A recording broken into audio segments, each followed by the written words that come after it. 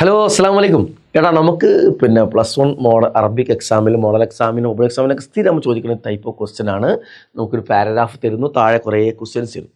Easy ആയിക്കൊണ്ട് ഈ പാരഗ്രാഫിനൊന്നും meaning മനസ്സിലായില്ലെങ്കിലും എങ്ങനെ ആൻസർ കണ്ടെത്താമെന്നുള്ളതാണ് നമ്മൾ പറയാൻ പോകുന്നത്. അതല്ല, ഈ മീനിങ് അറിയുന്ന കുട്ടിക്കും ഈസി ആയിട്ട് എങ്ങനെ ആൻസറിലേക്ക് പെട്ടെന്ന് എത്താൻ പറ്റും, സമയം ലാഭിക്കുക എന്നുള്ളതൊക്കെയാണ് നമുക്കിത് മനസ്സിലാക്കാൻ പോകുന്നത്. ഓക്കെ, ഒരു പാരഗ്രാഫ് കൊടുത്തിരിക്കുന്നു, താഴെ ഒരു 5 ചോദ്യങ്ങൾ കൊടുത്തിരിക്കുന്നു അല്ലേ. അപ്പോൾ നമ്മൾ എന്ത് ചെയ്യണം, ഇങ്ങനെ ചോദ്യങ്ങൾ കൊടുക്കുമ്പോൾ എപ്പോഴും ശ്രദ്ധിക്കണം, ഒന്നാമത്തെ വാക്ക് അതിൽ ക്വസ്റ്റ്യൻ വേർഡ് ആയിരിക്കും കേട്ടോ.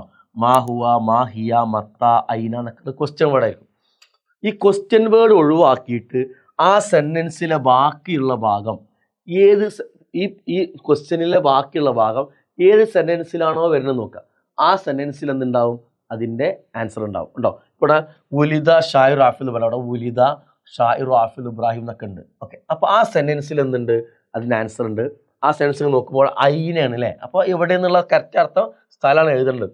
ഇനി ആ ചോദ്യത്തിൻ്റെ അർത്ഥം മനസ്സിലായില്ലെങ്കിൽ എന്ത് ചെയ്താൽ മതി, ആ സെന്റൻസ് അതേപോലെ എടുത്ത് എഴുതിയാൽ നിങ്ങൾക്ക് എന്ത് ചെയ്യും, നിങ്ങൾ ആൻസർ ശരിയാവും. Okay, clear?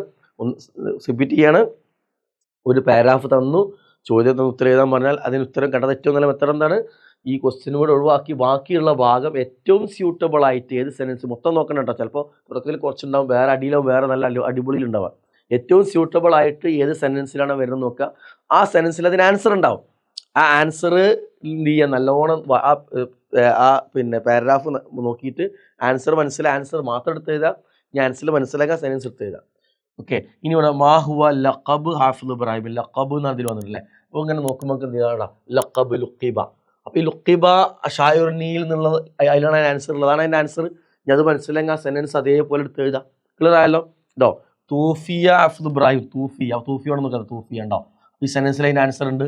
സോ ആ എന്ത് ചെയ്യണം, ആ സെൻറ്റൻസ് കറക്റ്റ് ആൻസർ ക്ലിയർ അല്ലെങ്കിൽ ആ സെൻറ്റൻസ് അതേപോലെ എടുത്ത് തരാം. ഓക്കെ, ക്ലിയർ ആയല്ലോ. ഈ മെത്തേഡ് ഉപയോഗിക്കുക. ഇങ്ങനത്തെ ടൈപ്പ് ക്വസ്റ്റ്യൻ വന്ന് ഈസി ആയിട്ട് എന്ത് ചെയ്യുക, ആൻസർ എഴുതുക, മാർക്ക് സ്കോർ ചെയ്യുക. All the best. അസ്സലാമു അലൈക്കും.